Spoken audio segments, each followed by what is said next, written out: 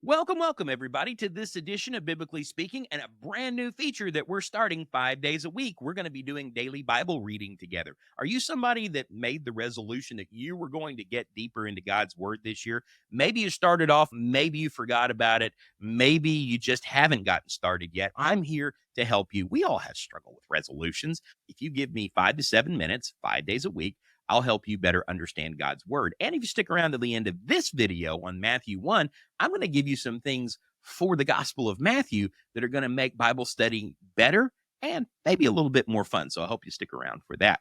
But today we're looking at Matthew chapter 1 because I believe there's 3 to 5 things in Matthew chapter 1 that will help you appreciate God's Word more. And it begins with a genealogy. And in my opinion, it's probably the second best opening to the Gospel, that John's sort of eclipsing that by showing Jesus as being God and the Son of God. Matthew is really focused on the kingly lineage of Jesus, which is pertinent to his gospel because Matthew's gospel is very focused on Jesus being a king. You can consider that a bonus tip if you want to. But the lineage begins with some names that we should recognize. What we see right at the very beginning is Abraham, Isaac, Jacob, and Judah. And then we begin to run into some interesting names. Perez's mother, Tamar, who was the former daughter-in-law of Judah. Now, if you know that story, that's a complicated story over in the book of Genesis. You can check that out for yourself. We don't have a lot of time to go into it. But thinking about this, if we keep going through the list, we get down into verse 5, and we see the mention of another woman. Her name is Rahab. That's the woman that let the spies into Jericho. And immediately after that, she's called the mother of Boaz. And Boaz was the father of Ebed by Ruth. Ruth has an entire book of the Bible named after her, right? And not only do we see Ruth, but we go down through Jesse and David. And then after David, what do we see? We see Bathsheba, who had been the wife of Uriah. And of course, if you're a Bible student, you know that story. Now, these 4 women are very interesting. Here's your first fact that's going to make Matthew a little more interesting to you. Because if we look at these 4 women, they actually, that are named in the lineage of Jesus, they actually tie into some biblical prophecy about Jesus. That in Isaiah 53, we see that Jesus is rejected. That's Tamar. That we see Rahab becomes the sinner, or is the sinner because she's a harlot, but she comes to recognize the God of Israel and finds a life for herself within Israel. She's the sinner that came to God. Isaiah 55 and 6 through 9 says the wicked should forsake their way and seek God while they can. And that would typify the people that would come to Jesus. Not only to that, you got Ruth, the faithful Gentile. We could go to Isaiah 49 and 6 and look at the prophecies about the Gentiles coming to Christ. But you've also got Bathsheba, the grieving widow. Remember, she was probably taken advantage of by David, and certainly her husband was murdered by David, and she has to grieve as a widow. And you have the grieving who come to Jesus who find joy in Isaiah 51 through 11. So there's some interesting facts about those 4 women. Now, following that, we start with David again, and we get the kingly lineage of Jesus.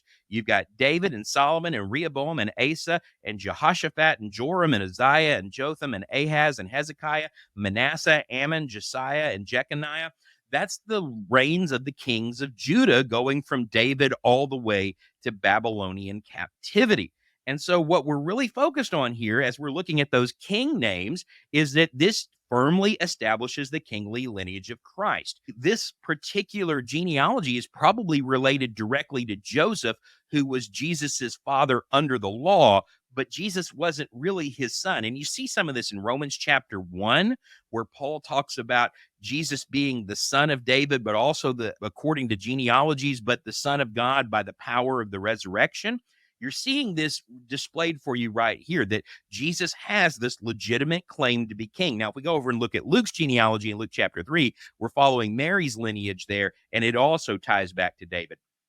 But looking at what comes next is the name Zerubbabel, which is Zechariah chapter 4, an entire messianic prophecy in that chapter about the great things that were going to happen through Zerubbabel, but he was just the beginning of them, and God was going to do something great through him that would show how great God really is. And so that's the next name on the list.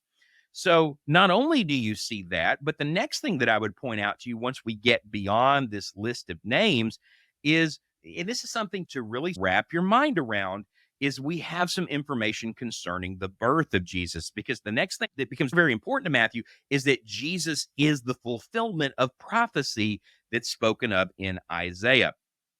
And we're told about the relationship in verse 18 between Joseph and Mary, and how that Mary was with child by the Holy Spirit, so by the Spirit of God. And Joseph, her husband, we're told that he's a righteous man. Notice what I got highlighted in yellow here. I'll put blue over it. And not wanting to disgrace her, planned to send her away secretly.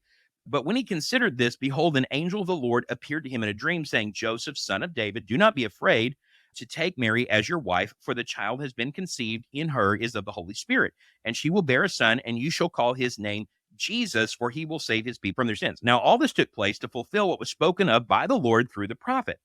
And then we're going back to Isaiah chapter 7. Now, this is something interesting that you might want to pay attention to and make a note of. If you think back to those 4 women that we talked about in the genealogy, we likened them to prophecies in Isaiah that Jesus himself was going to fulfill. So in some ways, they're helping us understand something about Jesus that Isaiah is saying he is going to do an even greater. And that's why they're so important. And it also shows us that the book of Isaiah, really the point of it is deeply messianic. It's focused on 3 things. What was going to bring Jesus into the world, so the conditions he was going to arrive under, God destroying and tearing down nations and unifying the world under one rule, the result of Jesus coming into the world, and so ultimately the suffering servant, and in the last 10 chapters of the book, the kingdom that Jesus would reign over. I'm going to do a whole series of videos on Isaiah starting next week, and I cannot wait to share them with you. They're going to be awesome. So when we look at verse 25, what we see is that Joseph, his righteousness didn't just extend to not putting Mary away publicly and shaming her, that he did according to what God had said, because he believed that the child is the Emmanuel child of Isaiah 7, God with us. It says in verse 25 that he kept her a virgin until she gave birth to a son, and he called his name Jesus. So as we're looking at this, one last thing that I want to point out here, that there is nothing in here that supports the perpetual virginity of Mary. In fact, it argues against it because it uses that word until. But this verse is not about the perpetual virginity of Jesus, but really the humility and reverence of Joseph to God, which are qualities that you're going to see in Jesus throughout the Gospels that are important.